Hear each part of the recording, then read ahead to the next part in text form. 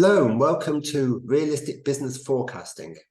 My name is Adam Simmons, and what I'm planning to do is a set of podcasts about forecasting, not the theory, but how to apply it to real life situations. Now, first of all, let me tell you a little bit about me. I have a commercial background. I've worked mainly in the transport sector for 40 years or so. And I also have a degree in statistics. Now, the problem is this. I came away from the London School of Economics, which is a great school, world's famous, but I have no real understanding about actually how to apply any of the forecasting techniques which I learned there. And I spent a good deal of the last 40 years trying to repair that problem. And I hope to be able to pass on that knowledge to you. I also teach at a couple of universities in the UK in business schools. And one thing I've noticed is that in many MBAs, for example, not only is statistics not a compulsory subject, in some cases, I think the majority, it's not even an option. Now, given that forecasting is so central to every aspect of business, I mean, when you think about it, managers aren't there to predict the past. Anyone can do that. They're there to guide the business forward. And how do you guide the business forward? You do that through forecasting, be it short-term or long-term. So let me just share with you one of my very earliest experiences of forecasting from the early 80s, I think it was.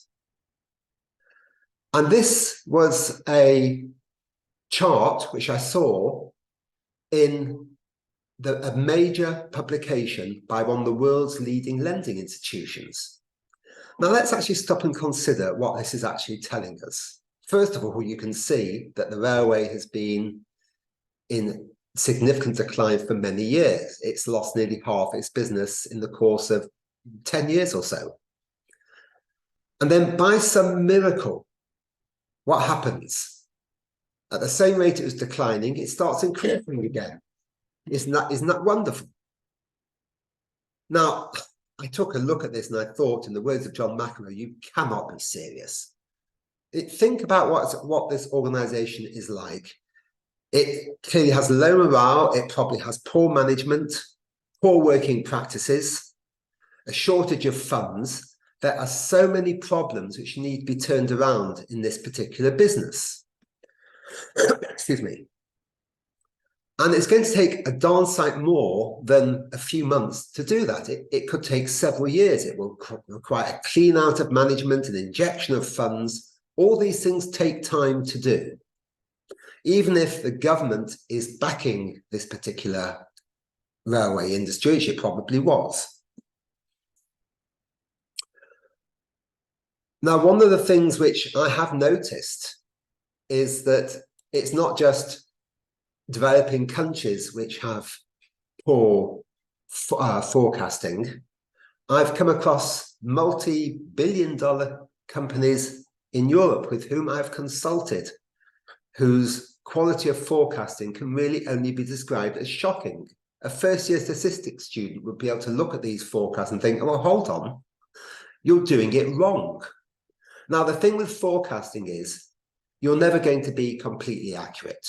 To quote one of my MBA professors, you can't be right, but you can be wrong. And when you are using techniques in the wrong way, blatantly the wrong way, you can definitely be wrong.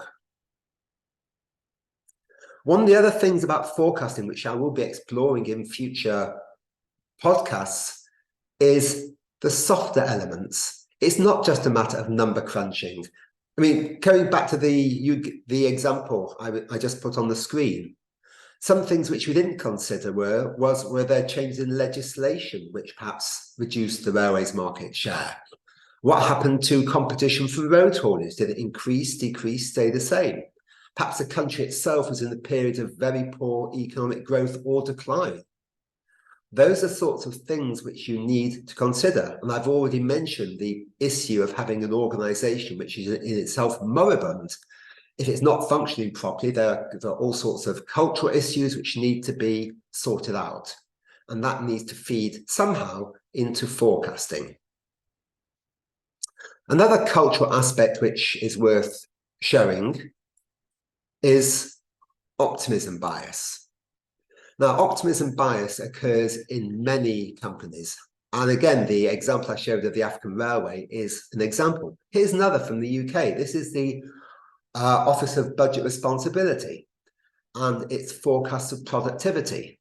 So what we can see here is that all the forecasts are showing that however poor things are now, that doesn't matter, things will get better in the future.